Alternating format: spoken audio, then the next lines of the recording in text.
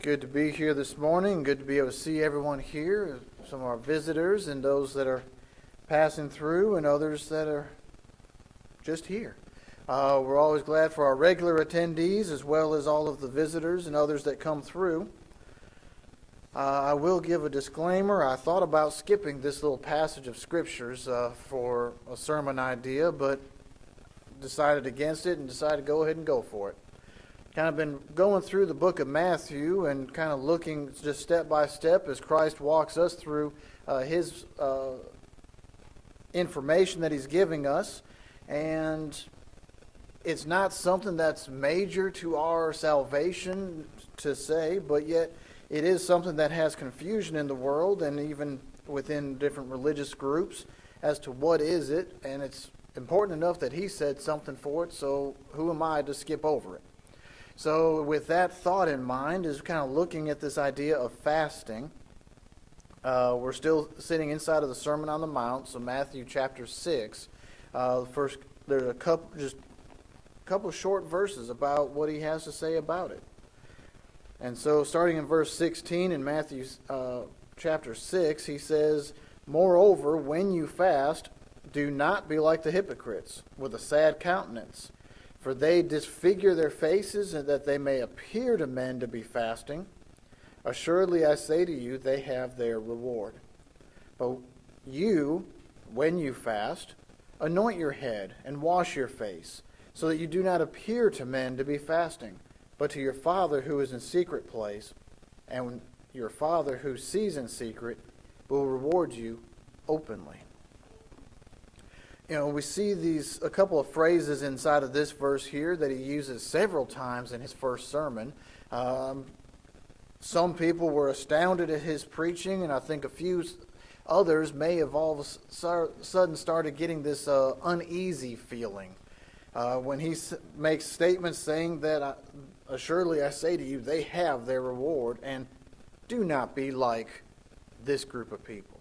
You know, that kind of points out a few little things here, but just out of these couple of verses, I think it's very important to see several key elements, one of which is this is not a commandment. He does say that when you do this, you know, makes it is a personal choice. He is not commanding anyone to fast, nor do we find anywhere in Scripture the commandment to fast. Now, we do see examples of times that they do that, and we'll look at the examples here in a little bit. But if we do choose to fast, there's a very key element that Christ puts about us. He says, if you do this, I'm going to skip the negative side of things and look at the positive side. He says, when you do it, anoint your head, wash your face, that your fellow man does not know what you're doing. How many times do we do things, and we'll see this here in a minute as we go forward looking at what's going on here, of are we doing this for what reason? Why are we doing this? If we choose to make a fast, why are we doing it?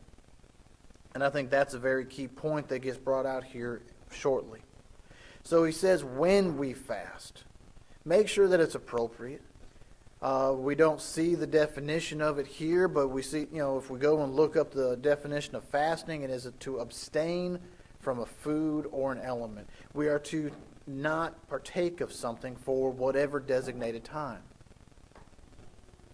We also see the attitude that he is showing here that is to be done without showing it off, without making everyone see that I'm fasting.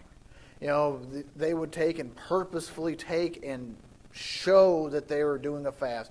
Maybe they wouldn't do their hair up just right. They wouldn't wash their face. They'd walk around like, "Oh, I'm doing this. I'm doing it." Why are we showing ourselves off in that manner? So the question really gets to what is the reason? And I've got some verses down here on the outline about looking back at Matthew 5, 3 through 12 at the Beatitudes, or 6, 1 through 4, looking at why do we do this? A great little study for other times and things that we've already covered in previous sermons, so not going to spend the time this morning looking at it, but a good follow-up to kind of review why do we do these things.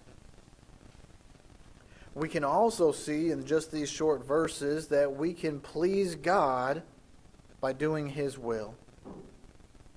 If that means that we choose to sacrifice of our own self-indulgences for a brief time so that we might focus on Him, then we will receive that reward. In verse 18 it talks about if we do this, do it so that the Father in secret will reward you openly. Now, does that mean He's going to shine down a light around us as we walk around taking our fast? No. But if we are doing this to serve God, to gain a closer respect and feeling towards God, to get closer, think also to what Jesus says, knock and it shall be opened, seek and you shall find. We seek first the kingdom of God and His righteousness, and those things will be added to us. If we take and seek that through a fast as part of our choice, then if we are truly doing it to seek God, He will openly reward us. We will find Him. We know where to find Him. We have the added benefit that they didn't back then. We have the written word that we can go to. We can focus our minds to Him. Another thought that came through as to why, whether to or not to cover this topic, but it also comes up later on in His ministry. If we go forward not too far in our Bibles, but just up to Matthew chapter 5, Matthew chapter 9, verses 14 through 17, Christ is questioned about fasting, about what His disciples are doing or not doing. And so when we look at this, His disciples were not fasting as the Pharisees were. They chose to fast twice a week. Why aren't your people doing it? But, the disciples of John coming to Him in verse 14 of chapter 9, the disciples of John came to Him saying, why do we and the Pharisees fast often, but your disciples do not fast? And Jesus replied to them, can the friends of the bridegroom mourn as long as the bridegroom is with them? But the days will come when the bridegroom will be taken away from them, and they will fast then. No one puts a piece of unshrunk cloth on an old garment, for the patch pulls away from the garments, and the tear is made worse. Nor do they put new wine in old wineskins, or else the wineskin breaks, the wine is spilled, and the wineskins are ruined. But they put new wine in new wineskins, and both are preserved. So He kind of answers them in a little bit of a parable, a little bit of a riddle, but something they would understand. Today we have containers that last long periods of time. We can continue to reuse them over and over. But in their situation here, the parable of the wineskin makes perfect sense to them. Because you put it in once, because of the fermentation and everything, it does something to the makeup of the skins that they put it in. You try and do that again and it would break them. They would lose what they had in their containers. Maybe we can identify more, especially anyone who's tried to mend a garment or try and patch something because I have a hole in it. If you have a piece of clothing that has been worn and utilized very well, and you take a piece that has never been shrunk or never been utilized any, and you put the two together and then you go wash it, what's going to happen? That non-shrunk one is going to all of a sudden shrink on something that doesn't give anymore, and it's going to break it even more. So we see the ideas that he says here, but how does that still apply to them not doing it? I think the examples there are more of there is a time and a place for each element. In the case of this, he talks about the bridegroom, and we can see other parables where he talks about this. He's with them right now. We're going to see in a moment in our examples about how David mourns the pending loss of a child. When we have our spouse with us, do we mourn our spouse? The mourning comes after they're gone. When do we take and feel the loss of something? When the loss has occurred. And I have deep respect for those who have lost somebody close to them that mourn that feeling. And Christ is saying, I am here now. Why should they feel sorry and mourn and suffer now while I'm here? that their time will come. And so we look at it, he says, we don't need to fast right now. There will be appropriate time for that. So each element must be respected. We can look at the different ideas and thoughts here. And so where does the actual thought of fasting even come from? It's not necessarily just being on a diet just to try and lose weight. It's not trying to do something just for the intent and purpose of it is not to show that I'm trying to get closer to God. It's the actual element of doing so. But where does it come from if it's not actually a commandment? I think it's ironic that we get to look back to David again. We see him instituting or starting up a couple of things that people have taken and elevated to more than what it was. You know, why is there such a big issue about instruments of music nowadays? Well, David did it. Okay, David himself picked up an instrument and played it. It was not a worship activity. It was never commanded by God, and it never has been. Very similarly, the idea of fasting started with David, fasting at this particular occasion that we're about to look at, and others have taken it up since then. It's not a commandment, it was a personal choice. David, we know he was a man after God's own heart, but yet we also, like was said this morning, he was not perfect. He took and lusted after a woman that he saw on the next building when he was standing around. She was out taking a bath on top of her building, and he looked and wanted her, called for her, and did things that he shouldn't have done. By having fornication, her committing adultery, by having her husband murdered in a battle, and David gets called out for it. In 2 Samuel chapter 12, they look at this idea and they take and he is called out about this. And the way that Samuel does it, he kind of tells them a little story. He comes and tells them about the way that this, how two people interact with each other, and he gets mad about it. He says, that man should be killed. And Samuel looks and says, you, David, are that man. When you took your neighbor's wife, when you have done these things, you have committed these sins against God. This is where we see David's heart, is that he is sorrowful, he admits that he has sinned and tries to get back on the path, but yet there are still consequences of our sins. In chapter 12, we see down in 14, beginning, we see where he starts to look at this. However, because by this deed you have given great occasion to the enemies of the Lord to blaspheme, the child also who is born to you shall surely die. So we know that the son that he has that with Bathsheba when he should not have had him, the child did not commit any sins, but we see David's sin requires something by God. God said, the sins he committed were guilty of death, but not yours, David. And the child became ill, and we see what David does. David therefore pleaded with God for the child, and David fasted and went in and laid all night on the ground. So much so that in verse 17, the elders of the house arose and went to him, raised him up from the ground, but he would not, nor would he eat food with them. Then on the seventh day it came to pass that the child died, and the servants of David were afraid to tell him. But then he saw that they were over whispering, and when you have something bad going on, all of a sudden they start whispering in the corner like, you go tell him. No, you go tell him. He got the idea. He saw what had happened, but so when he did get up, when he received this news, he went and fasted.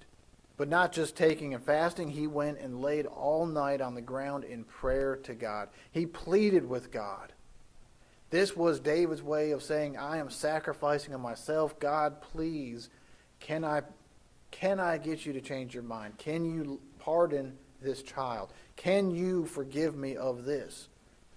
He did so, and it went on for 7 days. And then when it occurred, what the prophecy was told is that the child will die, the child did die. He realized this, and in verse 20, David arose from the ground, washed, anointed himself, changed his clothes, and went into the house of the Lord and worshipped. Then he went to his own house, and when he requested, he had food and ate. He pleaded before God. He poured out his heart, and in doing so, he also chose that he would refrain from a few items himself in doing so, to try and keep that connection. Instead of leaving and eating, instead of indulging in himself, of eating something good, he stayed focused towards God. That was his focus on this. He had a humbleness of heart. Would we have that same humbleness that David has? Why is David called a man after God's own heart? Look at the way that he poured himself out towards God after he realized what was wrong. We could also look, fast forward to Nehemiah, when he finds out about what has gone on with Jerusalem, how the walls have fallen, how they've stayed destroyed, how it was not being taken care of. We get to the idea that Nehemiah had a position with the king. He was the cupbearer for the king. He would refill his cup, make sure that it was taken care of, take care of the king himself. You don't just get to be that position. You don't get to just walk in and serve the king on a daily basis. There's a connection there. There's an opportunity there. And Nehemiah heard about this information. He heard about what was going on, and he was troubled to his heart. He was praying. He was fasting. He was focused towards God and asking, let there be a way that something can happen. He started a fast, and 4 months later was the first time he showed any inclination that anything was wrong. For 4 months he had been praying, he had been fasting, he had been focused on God, trying to figure out, how can I help my city? And one day in Nehemiah 2:2, the king saw that he had a sad face about him. His face looked sad. The king knew he wasn't sick and recognized it to be a sorrow of heart. The king never knew that he was fasting for 4 whole months, and he was standing right next to the king the whole time. The attitude that Nehemiah brought, he was focused himself towards God. He was focusing on the issue at hand, not about letting people know what he was doing about it, but he was trying to figure things out. He was focusing and getting there where he could.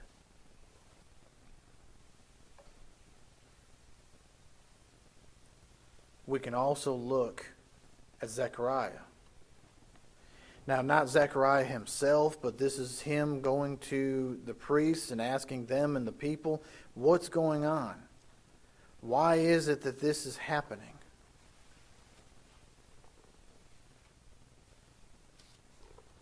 In Zechariah, he is actually going, so the temple had been destroyed, everything had been down. They're in the process of rebuilding everything. So it should be a joyous time that they are rebuilding, they are getting back to normal. So he goes and asks him, why are you fasting?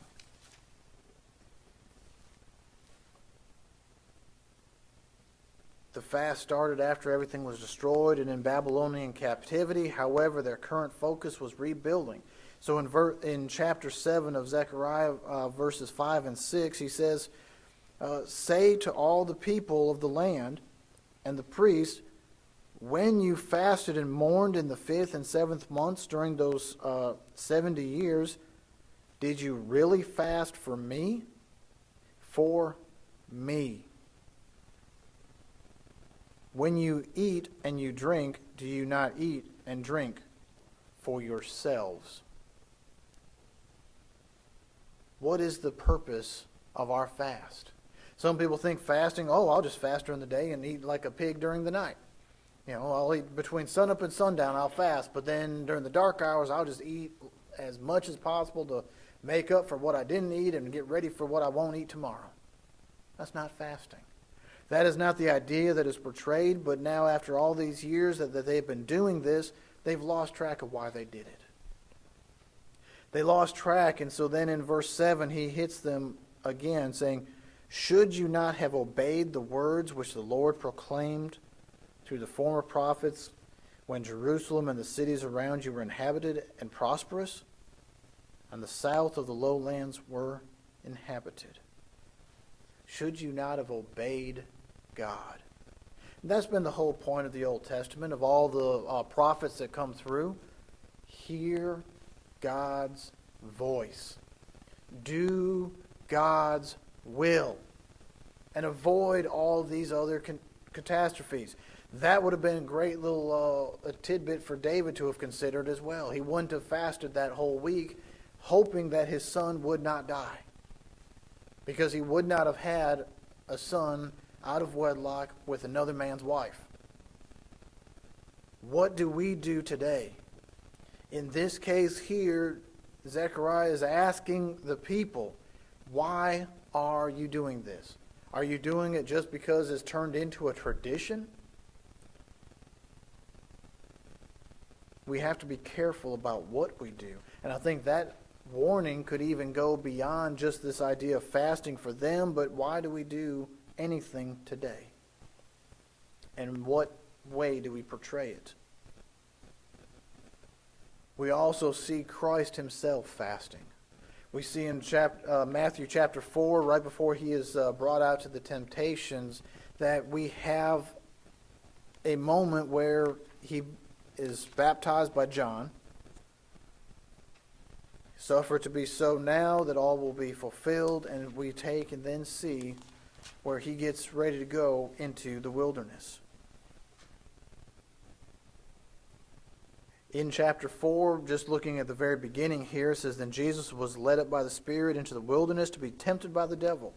When he had fasted for 40 days and 40 nights, afterward he was hungry. And then the tempter came to him. I think that's a whole sermon just in itself, and a whole outlook of how that can be, where when we feel the weakest is when we are tried the hardest. You know, the devil sees what's going on, but he doesn't go right away. He goes and he waits. But in that fast, he is neglecting self to focus on God. And we see the ability of this, that every time he is tempted, he returns the response, it is written. And in an appropriate way as well, because the devil tries to say, oh, all this will be yours. He tries to quote Scripture. He doesn't do it as well as Christ does, because Christ does it appropriately. His fast, his focus towards God was solid.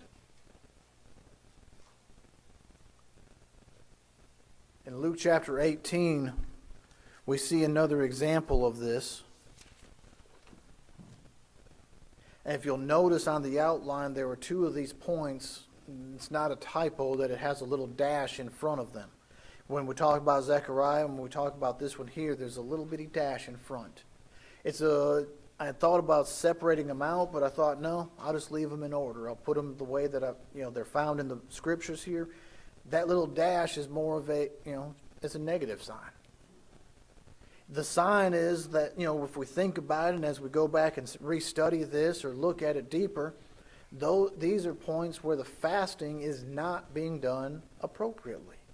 Why are we fasting? Why are they doing this? After this time, they're just doing it. They're not doing it for the right reason, was Nehemiah. This one here, this is a parable of the Pharisees and the tax collector, Luke chapter 18, verses 9 through 14. In this, we see the Pharisees and the way that they see themselves versus the way they look down on others. The fast is designed to bring us closer to God, but what does this one do? In this one here, Christ spoke another parable to some who trusted in themselves that they were righteous and despised others. That's not a good outlook already. He is speaking to a specific group of people. This group of people says, I'm religious. I am good. not like them. This is their hearts. And so Christ gives them this look right here. 2 men went up to the temple to pray. One a Pharisee, the other a tax collector. So we see out of the two already, the Pharisee is supposed to be a religious leader, supposed to be someone helping others and giving them what they need. The tax collector in their society was not very well liked. I guess kind of like today, no one likes the words IRS or the letters IRS. They're taking our taxes, they're taking our money. But at least there's some rule today as to how they do it. Back then, the tax collectors might take extra for themselves. So it was not a favored person. They were usually seen as a sinner because they would try and glean extra. They would try and do other things. So these 2 men, in comparison, they're already making a picture in their mind of what's going to happen. The Pharisee stood and prayed thus with himself. God, I thank you that I am not like other men, extortioners, unjust, adulterers, or even this tax collector. I fast twice a week. I give tithes of all that I possess. That was the focus of this man. I do all this. I fast. I am better than them. Is his fasting helping him any? I don't think so. I almost wonder if he's truly fasting or not. He might just be not eating as much out in the open. He may be one of those that doesn't eat during the day but eats at night because he got home and it's been a rough day, showing how good he was. But then we see the contrast. In verse 13, and the tax collector, standing afar off, would not so much as raise his eyes to heaven, but beat his breast, saying, God, be merciful to me, a sinner. This man would not look up to the heavens. He is beating on himself. I am not good right now. I have done bad things. Help me. And Christ finishes this parable by saying, I tell you, this man, the tax collector, the sinner, went down to his house justified rather than the other, rather than the Pharisee who says how great he was. For everyone who exalts himself will be humbled, and he who humbles himself will be exalted. If we humble ourselves in a fast, then we shall be exalted. If we do like the Pharisee here and try and show how great I am by fasting, I have done it. I've fasted. I want everyone to know in this room, I've fasted. See, I'm good. That's all the reward I'm going to get. But look at the tax collector.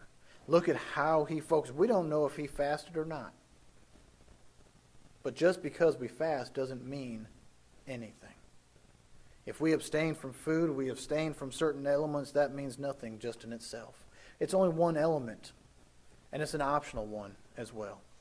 But we also see it going forward into the conversion of Saul into Paul. Before he became, as he was going on the road to Damascus, we see how the account comes through, that after that appearance on the road, he is struck blind. He is convicted in his heart of what the truth now is. He is led into the city and is sitting in a spot waiting. He was told, go into the city and it will be shown to you what to do. As he is sitting there praying and fasting for 3 days. He was just headed to Damascus with letters in his pocket to go and bind people and throw them in jail to have them killed.